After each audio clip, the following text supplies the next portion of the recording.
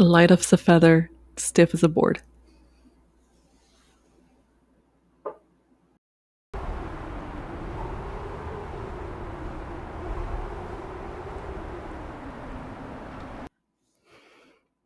High school and our adolescent years can be a sort of hell. But in 1996, the craft gave us four witches who decided to fight back. But nearly 30 years later, does this story still hold up? Let's find out. My name is Pam. Welcome to my channel. In this channel, I talk about really anything I want, but mainly books, movies, TV. So if that sounds good to you, consider liking, subscribing, so that you can stay tuned for more videos like this.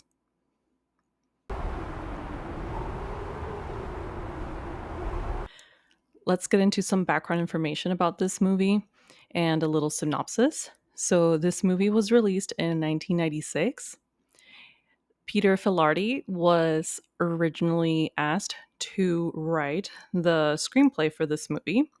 And then it was given to the director, Andrew Fleming, who was tasked to do some rewrites. It seems like Fleming has mostly directed episodes for TV shows, including Arrested Development and New Girl, but he is also known for directing the 2007 movie Nancy Drew, starring Emma Roberts. Filardi also wrote the science fiction psychological thriller Flatliners, which came out in 1990. Although The Craft received some mixed reviews from critics, it's gone on to become a cult classic, and it's loved by many to this day. The Craft is set in LA, and it follows four witches: Sarah Bailey, played by Robin Tunney; Nancy Downs, played by Firuza Balk; Bonnie Harper, played by Neve Campbell; and Rochelle Zimmerman, played by Rachel True. Before watching and doing some research about this movie, I didn't really know any of these actresses, but now that I've looked into the actresses a little bit more, it seems like out of the four, the most famous one might be Neve Campbell. So she is probably well known to horror fans as being the lead actress in original Scream movie. So just a little fun fact, in an interview with the Washington Post, the film's producer Doug Wick shared that a lot of women auditioned for the roles for the witches, including some really big, well-known names now: Angelina Jolie, Scarlett Johansson, and Alicia Silverstone. But for one reason or another, they had other projects or something like that, and they weren't able to follow through and be part of the movie. So here's a spoiler-free synopsis of The Craft. The Craft opens with Sarah Bailey moving from San Francisco to LA with her dad and her stepmom. Although Sarah is starting fresh at a new school, she is haunted by her past. She is troubled. She has nightmares, and she also has just general spooky supernatural things that happen around her. Sarah attends her first day of school at a Catholic high school, and we see a scene where the three other girls are discussing how they're waiting for their fourth witch, like the fourth member of their coven, to arrive. And one of the girls mentions, "Oh, she is here. She has arrived." We then see a scene where Sarah is approached by a popular football player, Chris Hooker, who is played by Skeet Ulrich, who others, again, that are fans of horror movies might know and recognize because he's, you know, spoiler, the villain of Scream. He warns Sarah against associating with the witches, but Sarah ends up befriending the girls anyway. And at first, Sarah is skeptical of their witchy activities, but eventually she decides to join them and fully participate in their activities. So things start off pretty light and fun at first. They're just doing little things for fun to test their abilities. But as things go on, they start practicing some more advanced magic, and that's where things start to go wrong. So they start to try to fix problems in their own lives, and eventually Sarah is left to deal with the consequences of their actions and kind of do some damage control and clean up the mess. Before I go into my in depth thoughts on this movie, I'll just give you my first impressions, still spoiler free. So, I thought this movie was really fun. It's kind of cheesy at times, but I can definitely see why it's a classic and why people still love it. I love the aesthetic, it's witchy, and the costumes are great. I would say that the costumes are a great example of the whimsy goth aesthetic. I also thought that the soundtrack was really good. I don't know if maybe they didn't have the rights to certain songs or if it was intentional for them to use cover versions of certain songs. But either way, the covers worked. So I love that the movie opened with a cover of the Beatles' Tomorrow Never Knows. And at another point, there's a cover of the Smiths' How Soon Is Now. So maybe the cover versions, give it a little bit of a teenager homemade vibe to it. But what do you think? Do you prefer for movies to use original versions of songs, or does it not matter if they use covers? All right, so my in depth thoughts. Before I get into them, I want to go back to the Huffington Post interview that I mentioned earlier, because in that discussion that they had with the filmmakers shared some of their goals for the movie, what their intentions were when creating the movie. They wanted the craft to be more than a supernatural teen movie. Their aim was to use witchcraft as a metaphorical lens to explore the real emotional struggles of adolescence, especially the longings, fears, and vulnerabilities of teenage girls discovering their power, both socially and sexually. They wanted to ground the story in authentic pain and the experiences of outsiders. They made the main characters misfits rather than the popular elite because, like screenwriter Filardi said, quote, magic was historically a weapon of the underclass. It was originally practiced by people of the heath or heathens, poor people without the power of a king, army, or church behind them. Our characters could not be popular, beautiful overlords of their school. For magic to work, they would have to be outsiders with more than desires. Real magic requires need. End quote. They also wanted to highlight themes of racism, trauma, and isolation. The director Fleming drew from personal experience of high school cruelty, pressure, and even encounters with self harm and bigotry. By weaving these real issues into a heightened Gothic narrative, the film tried to capture the intensity of teenage life, showing both the exhilaration and the dangers of newfound empowerment. In short, their goal was to create a serious, Gothic, and emotionally resonant story where witchcraft symbolizes the pain, power, and peril of adolescence, especially for outsiders. All right, so now I'm actually going to get into my in depth thoughts. So now is your spoiler warning. Yes, this movie is nearly 30 years old, but if you don't want any spoilers, then please skip to the last section to hear my overall rating for this movie. When I first started watching this movie, I was pretty excited. I thought, yay, this movie is going to be about friendship, the power of, women coming together and female empowerment. But I was a little bit disappointed with the way that things turned out in the end.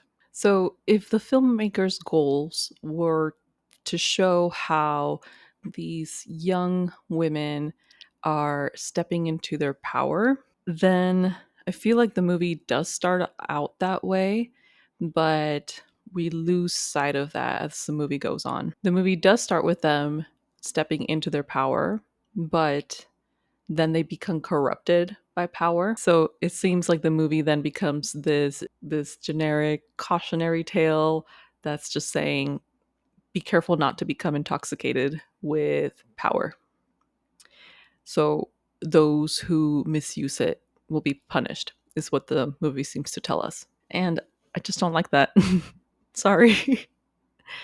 So, what happened to the story about empowerment and friendship and being outsider that gets to finally move up in the world? So, in the end, the message of this movie comes off being kind of conservative and a little bit cruel. It seems to be putting people back down and punishing them for wanting more. So, it feels like the movie is saying, yes, women have power, especially when they come together, but then it looks like it's telling the viewer that no, that's bad. They need to restrain themselves. It also feels like the movie's maybe saying that even if things are horrible in your life, maybe just deal with it and maybe don't wish for more.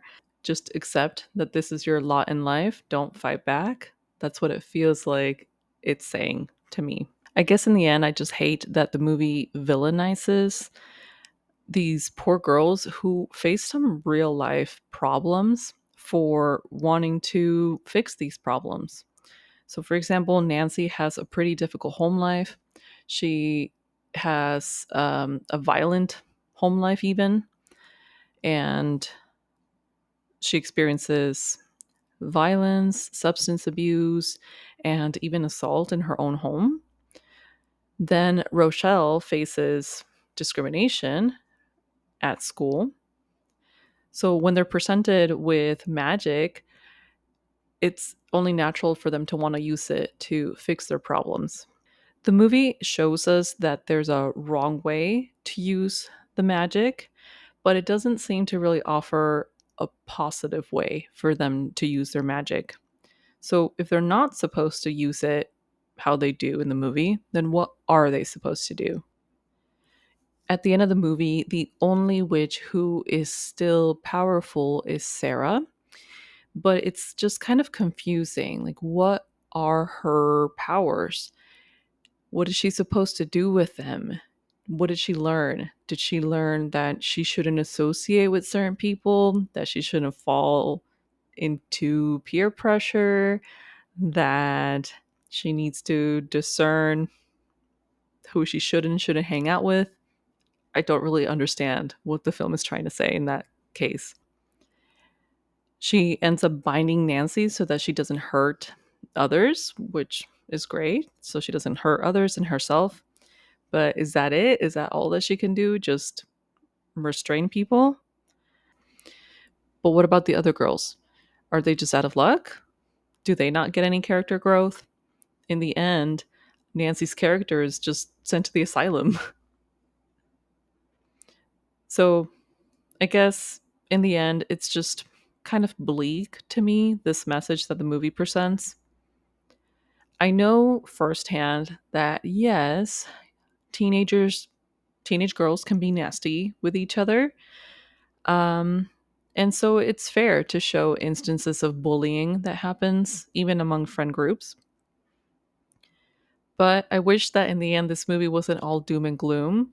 I kind of wish that the witches had, all come together and helped each other and maybe helped Nancy, kept her from going down the dark side to the dark side.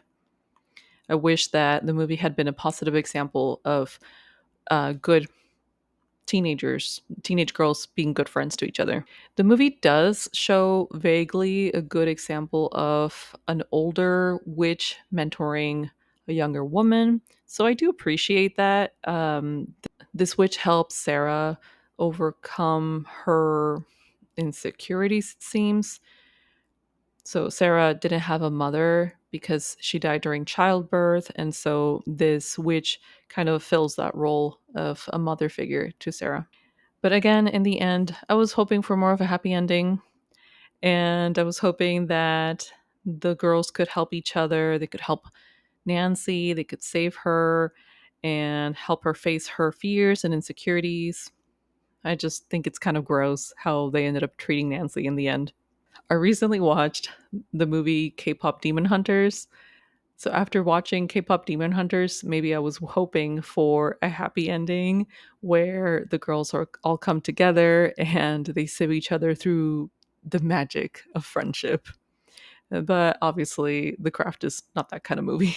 So, my main overall takeaway is that The Craft sets out to tell the story of empowering teenage girls, but in the end, it punishes them for wanting more. Okay, so here is my final rating for The Craft. As you can see, I created these sliding scales. I don't love rating things just, out of 5 stars or whatever. I don't think it's detailed enough. And so I created these different categories with a sliding scale for each category. Maybe you can see that my full time job is being a teacher. It's kind of like a rubric almost.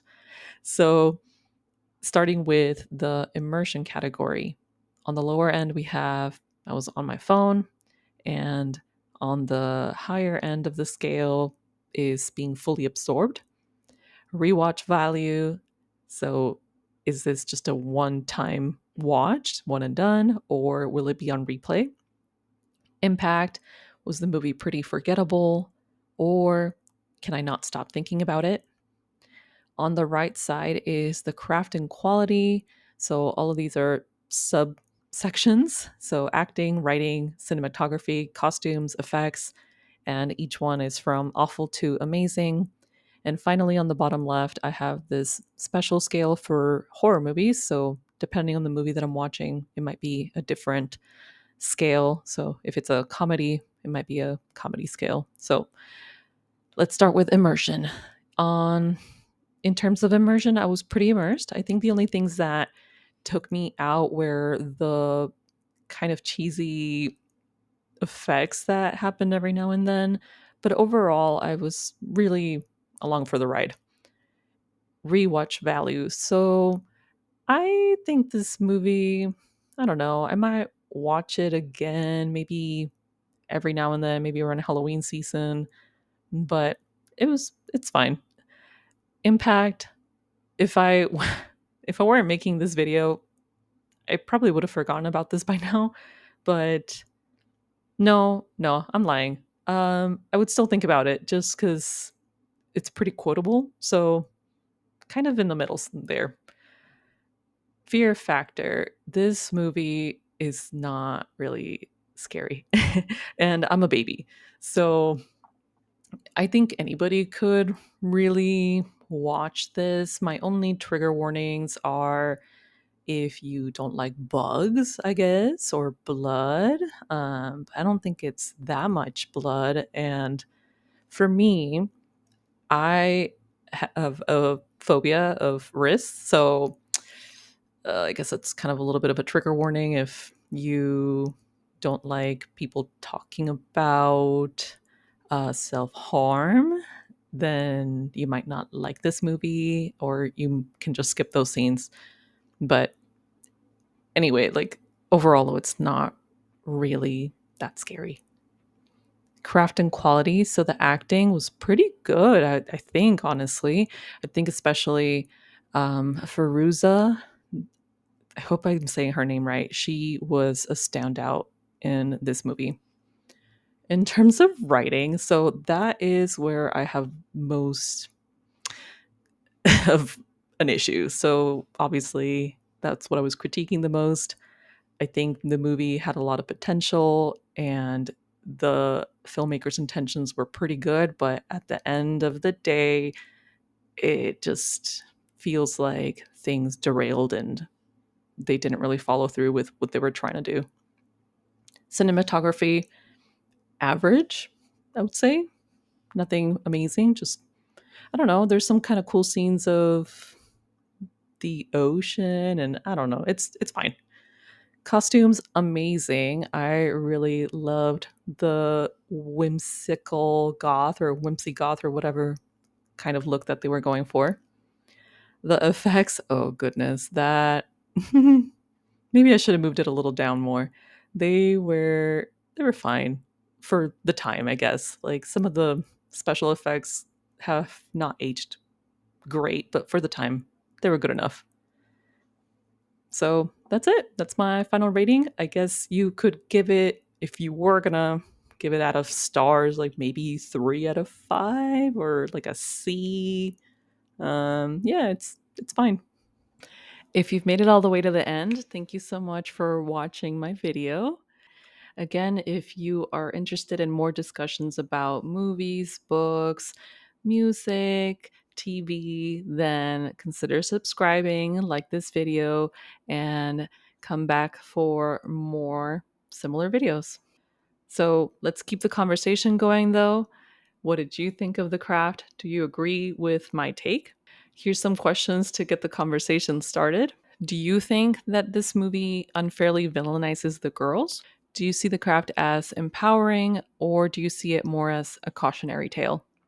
Let me know what you think. I look forward to reading your comments. Thanks for watching.